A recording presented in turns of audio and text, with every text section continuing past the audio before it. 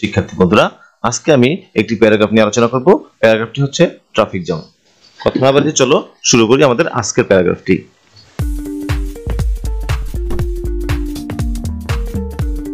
Traffic jam is a major problem in Bangladesh. Traffic jam বাংলাদেশের একটি প্রধান সমস্যা, বড় সমস্যা, স্পেশালি ইন সিটিজ, বিশেষ করে ওই cities in like Dhaka and Chattogram. বিশেষ করে ঢাকা এবং চট্টগ্রাম শহরে ট্রাফিক জ্যাম হচ্ছে একটা বড় সমস্যা। Every day, thousands of vehicles crowd the roads. প্রতিদিন হাজার হাজার যানবাহন রাস্তাকে ক্রাউড করে দেয়, জনাকীর্ণ করে দেয়, ভিড় করে দেয়, causing long delays and frustration, যা ঘটায় একটা দীর্ঘ বিলম্ব এবং হতাশা। The main reasons for traffic congestions are, এই ট্রাফিক কনজেশন বা ট্রাফিক জ্যামের প্রধান কারণ হচ্ছে the increasing number of vehicles, poor condition, lack of proper traffic management and violation of traffic. তাহলে বন্ধুরা, এখানে এই কয়টা কারণের মধ্যে ট্রাফিক জ্যাম হয়ে থাকে। একটা হচ্ছে তুমি দেখো যে the increasing number of vehicles, অর্থাৎ প্রতি বছরই বাংলাদেশের বিভিন্ন রোড, বিশেষ করে ঢাকা এবং চিত্তরঞ্জনের বিভিন্ন রাস্তায় নতুন নতুন যানবাহন বেড়ে যাচ্ছে এবং সেই ক্রমবর্ধমান যানবাহনটা ট্রাফিক জ্যামের একটি কারণ।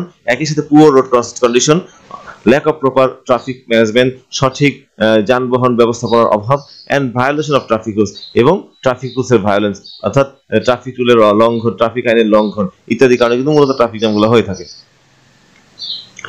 এরপর দেখো আনপ্ল্যান্ড আরবানাইজেশন, অপরিকল্পিত নগরায়ন, এন্ড এবং দ্য প্রেজেন্স অফ রিক্সার উপস্থিতি, বাসের উপস্থিতি, এন্ড প্রাইভেট কারের উপস্থিতি অন দ্য সেম রোডস, এই একই রোডে, মেক দ্য সিচুয়েশন ওয়ার্স, ওই সিচুয়েশনটাকে আরো খারাপ করে দিচ্ছে। অর্থাৎ এখানে বলা হচ্ছে কি আনপ্ল্যান্ড আরবানাইজেশন, অপরিকল্পিত নগরায়ন, রিক্সা, বাস, প্রাইভেট কার, মানে একই রাস্তায় রিক্সা, বাস, প্রাইভেট কার চলাচল করাটা এই অবস্থাকে, ট্রাফিক জ্যামের অবস্থাটাকে আরো বেশি পরিমাণে খারাপ করে দিয়েছে।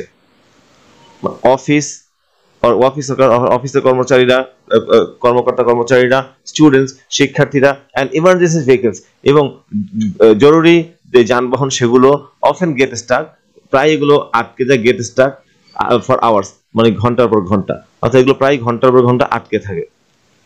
তো wasting valuable time and fuel, যেটা ঘটায় ভ্যালুয়েবল টাইম, মূল্যবান সময়, এন্ড ফিউলের অপচয়। Air pollution from vehicles emissions is also a serious concern. তাছাড়া আবার মানে এই যে যানবাহনগুলো আছে, সেই যানবাহনগুলো থেকে যেই গ্যাস, যেই ধোঁয়া বের হয়, নির্গমন হয়, সেই ধোঁয়াগুলো কিন্তু আমাদের বাতাস দূষণ করে, যেটা একটা মারাত্মক একটা উদ্বেগের বিষয়। টু সলভ দিস প্রবলেম, এই সমস্যার সমাধান করার জন্য the government should improve public transport, সরকারকে পাবলিক ট্রান্সপোর্ট ইমপ্রুভ করতে হবে, পাবলিক যানবাহনগুলোকে আরো উন্নত করতে হবে, বিল্ড মোর ফ্লাইওভার্স, অনেক বেশি পরিমাণে ফ্লাইওভার্স নির্মাণ করতে হবে, এন্ড এবং হাইওয়েগুলো তৈরি করতে হবে, and enforce strict traffic laws, এবং প্রয়োগ করতে হবে মানে শক্তিশালী traffic আইনগুলোকে।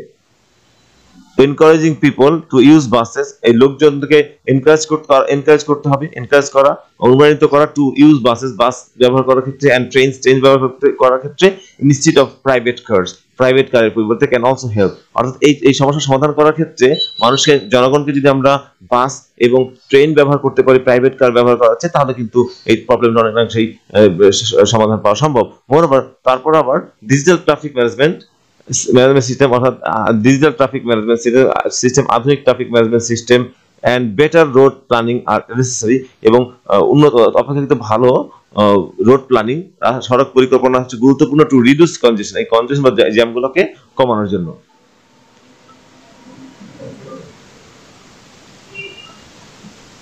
If proper steps are taken, যদি সঠিক পদক্ষেপ গ্রহণ করা হয়, the traffic situation in বাংলাদেশের ট্রাফিক পরিস্থিতি ক্যান ইমপ্রুভ, এটা উন্নত হতে পারে, making life easier for everyone, যা প্রত্যেকের জন্য মানে জীবনটাকে সহজ করে দিবে।